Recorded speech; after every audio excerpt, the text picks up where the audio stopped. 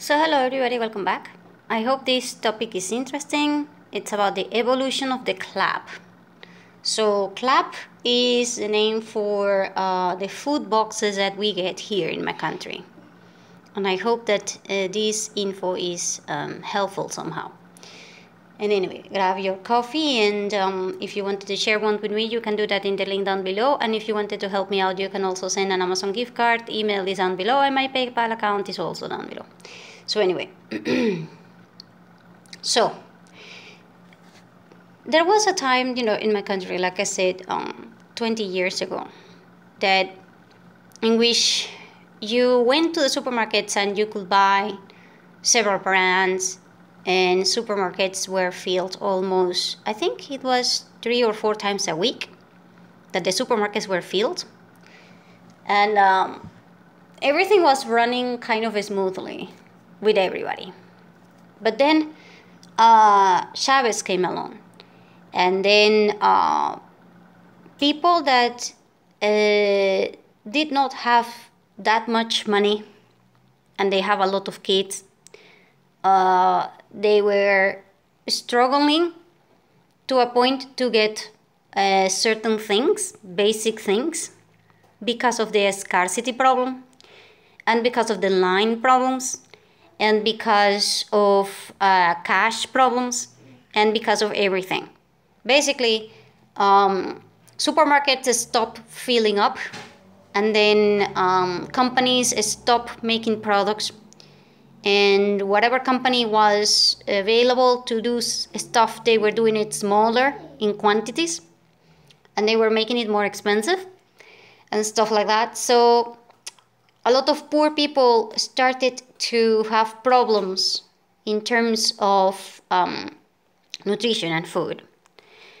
And so they asked the government for help a lot. And then the government decided to raise the salaries, which created even more inflation, and it created a spiral of other things like people being laid off and stuff like that, which also was screwing over the people that were voting for this system. So people started to think in terms of food rather than in terms of choices, because their minds were now into the situation in which you going to a supermarket was no longer a pleasure thing. Your mind shifted, everyone's mind shifted from we go to the supermarket to shop and, to have a relaxed time and, everything is kind of cool, to going to the supermarket is a pain. Going to the supermarket is a very huge time-consuming activity.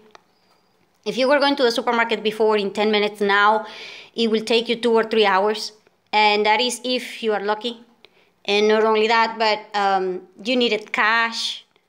And then you had to buy the cash. And so all of this process of you trying to get the food became so hard and so time-consuming and so stressful that people wanted to just have things delivered to their house. And they also wanted things to be cheap. And they didn't care what they got. Because, like I said, people were kind of like, yeah, I don't care what I get as long as I get it, kind of thing. And so people asked for the creation of the clubs. And then people started getting the clubs through communities. Meaning, you had, let's say that you had a church in your town or something like that. And then if you wanted the food, you had to go to the church, and then you have to sign for it. You have to do all the paperwork there and stuff like that. Only this wasn't a church. This was actually a government's organization thing. And so people started getting these things into the communities. Some communities chose not to have this thing delivered to their communities. Others chose to keep it bigger, Like they were getting 10 things in each box and they were saying, oh, hell no, we have too much people, we need 20 items in each box. And so a lot of people were involved into this thing of getting getting the food. Now, I'm going to explain to you several things. In the beginning, the government decided to subsidize some of the companies so that they will be producing the food things. So we had 3 exchange systems. We had the black market, as in you needed to travel, and then how the hell are you going to get the US dollars, you know? And so what you do is that, you know, you go to somebody that will sell you the US dollars. That was kind of like the black market. Then there was the subsidized market. So if you were going to import food, or you were going to do anything related to food and medicine, then let's say that the price of the US dollar was 10 for everyone. The government, you can do 3 things to get money. You can go to the black market, as in you go to somebody else who travel and they bring US dollars and they sell it to you, that's it. The price is going to be high, but you know, you get it, no paperwork, no nothing. All you need to do is just get the money, that's it, done. Then you can go to the government and go to the bank. If you go to the bank, you will have to fill up a form saying how much money you're going to need, why you're going to need it, how you're going to spend it, and stuff like that. And then they will not give you all the cash that you want, but it was limited. And then you will have to pay, like I said, 10 bolivares for each dollar. I'm not saying the exact number because I can't remember the exact number. I think it was 5 to 10 or something, I can't remember. And the point is that you couldn't spend more than $2,000 per year. You had to use it through a credit card. If the credit card was declined or whatever, the transaction was on the air, which means that you couldn't make it back, and then that money was never returned to you, and it was a big problem for travelers and stuff like that. And it was, oh crap, you going to try to get money to travel from the government. It was just a freaking nightmare. You had to prove that you were going to stay in a hotel. You had to pay the hotel in advance with this money, so they will discount it for you in several instances. Sometimes they will let you use a credit card. Sometimes they will have to ask for the vouchers. You will have to prove that you were actually traveling. So you will have to bring the airplane tickets or the tickets or whatever, and they will have to be signed, and you will have to make a statement declaring that this was you. And if you were going to travel with kids, this was even worse, because you know, kids cannot use a credit card, obviously, so they are giving you money for them, but that money is not the same amount as you. And oh my god, it was insane. And so people that were importing food or were dealing with food, they were given documentation that said, okay, you are not paying 10 bolivares, you are paying 1. That was kind of like the ratio, 10 to 1. So if you're importing this thing and it costed you, you know, if I was going to buy this thing and it costs $10, then I will pay with this with my credit card because it's for me. However, if I was going to pay this thing in $10, you know, and I was a company that was related to food or whatever else, you know, that means that I'm still paying the same $10.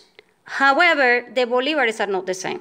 So the bolivares here, like I said, is 10 to 1, so I'm spending 100 bolivares here. But if this was used in a company for medicine or food, I will pay only 10 bolivares. 10 bolivares versus 100 bolivares. That was kind of like the deal for the same item. So a lot of people, what they did was they started bringing all the food to put it into the claps, into the box. And then they were given this box to everyone. And the thing is that they were asking for the price of the US dollar that was for travelers, or they were asking for the US dollars that were in the black market. So basically, like I said, you are paying 10 bolívares, 10 bolívares for this. But when you come here and you sell it into the club, you are saying, I'm sorry, this is $10 and the dollars are 10 bolívares each dollar, so you have to give me 100, bolívares. So that created 90 bolívares differences in each item. And so with this money, people went into the black market and bought US dollars. And so basically, out of this thing that costed you $10, you are actually getting, let's say, 90 times more. So let's say that each one of these ones is different. So the point is that you were making $40 and sometimes $50. I mean, there was a time in which and so it was insane because there was even videos about this thing. You were buying literally in the club, you were buying 1 chicken, 2 kilos of flour, and 1 sugar with maybe 2 or 3 items more. And this box that contained literally, let's say 10 items or 15 items, between 10 and 15 items, and you were paying the equivalent of $500. So let it sink into your head. You are paying $500 for 15 items.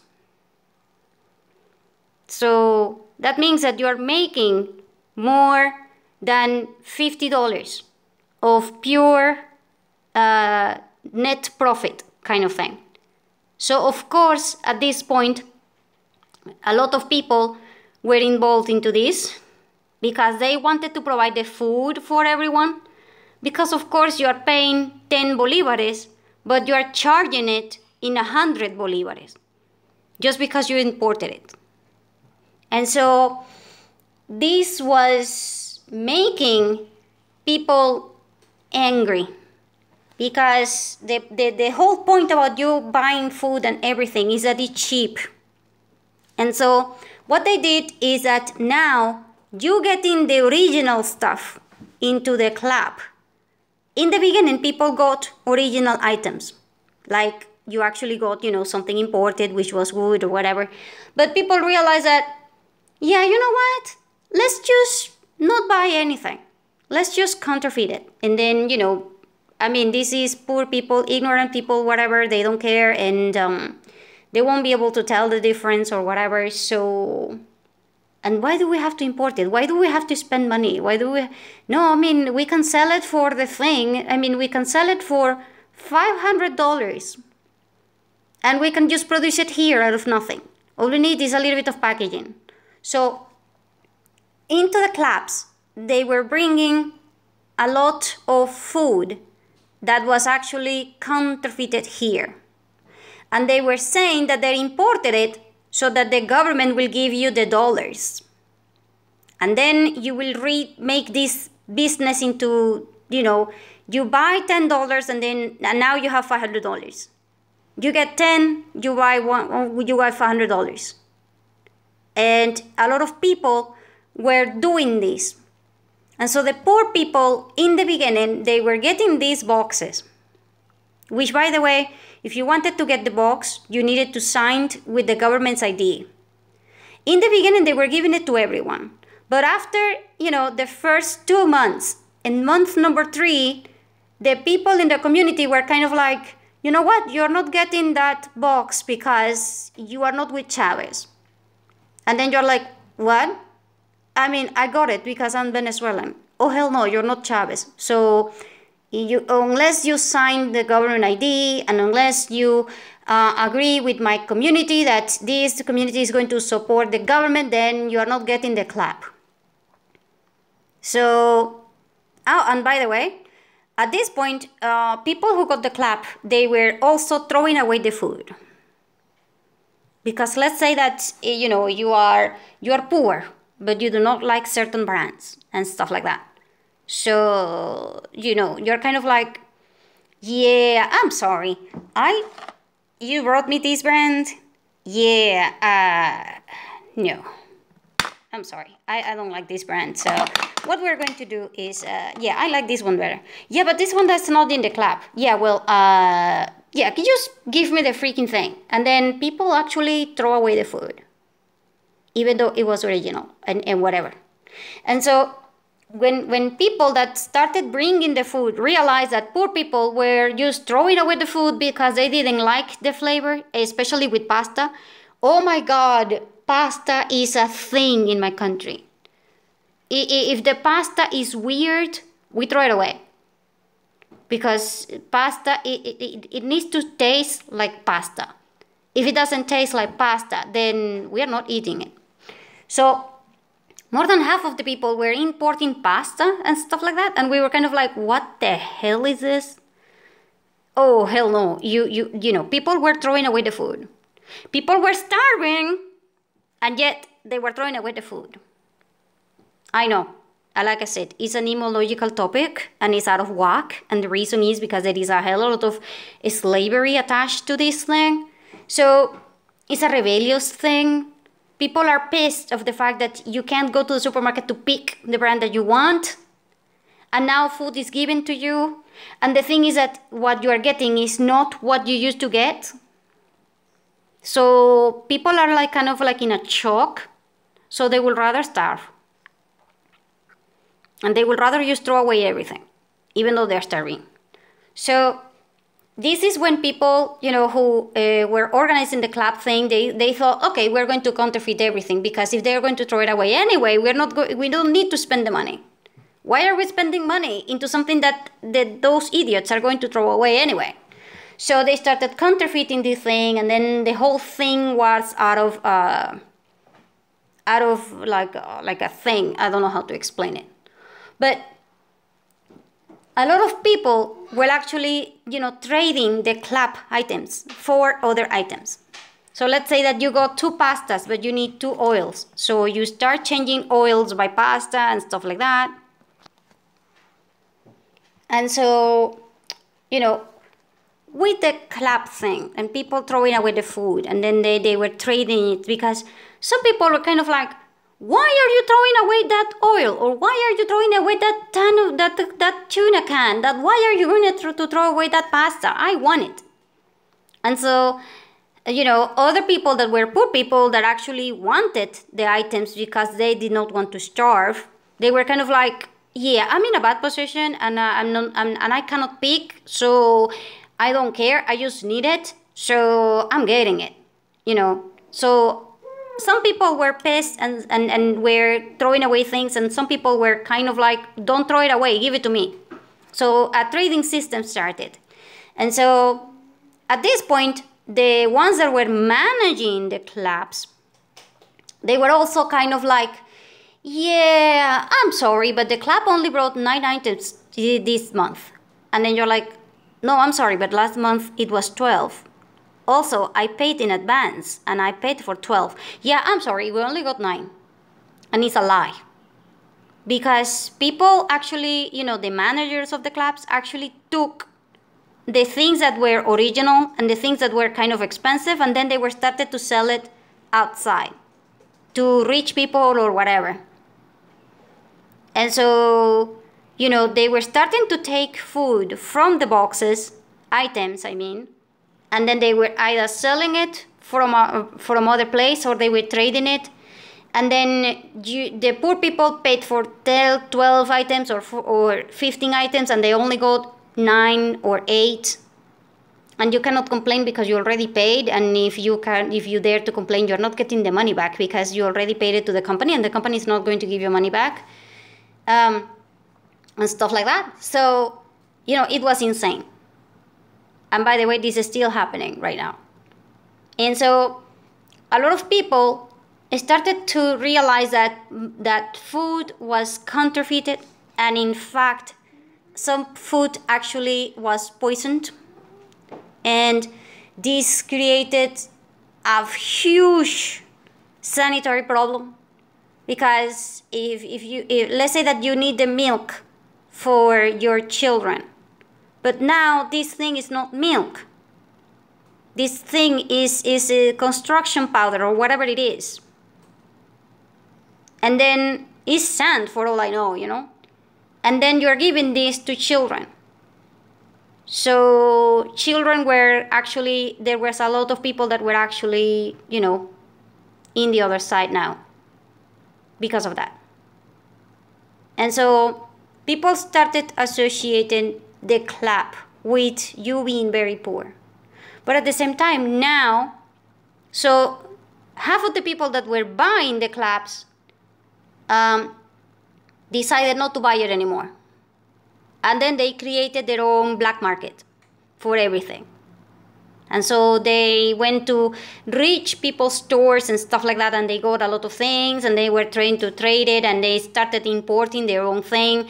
And then, you know, they realized that they can make a lot of money and stuff like that. So a lot of people moved from poverty into being rich because of this, because they realized that everything that these people were doing, not everyone is stupid. And then, you know, this created a whole disparity thing in which now the very, very, very poor, the one that felt that they didn't have a choice or whatever, are the ones who are handling food that is very likely counterfeited. And this counterfeited thing is an international scam that goes from Mexico to Colombia to Brazil and my country. It's an international scam thing. And this whole thing is insane. They are counterfeiting brands that are from the US and from Canada and from other countries, European things, and they are just doing whatever the hell they want. And they are doing this system in Mexico, by the way. So now people are still getting the claps. They are still paying a lot of money for it, even though it's not worth it. I mean, come on, if you had the same $500, you can go to the supermarket and actually get half of a trolley, you know, the shopping cart with the same $500. But people who are poor do not have access to supermarkets because communities who are poor do not have schools and they also do not have supermarkets. They don't have pharmacies. They don't have anything. Middle income communities do have a hell of a lot of supermarkets. And rich people, oh hell, you can pick 4 supermarkets or 5 supermarkets for all I know. And they would all be closed. So the amount of supermarkets that you get in a particular area will determine the income on this area. Because poor people just don't want to go to the supermarkets.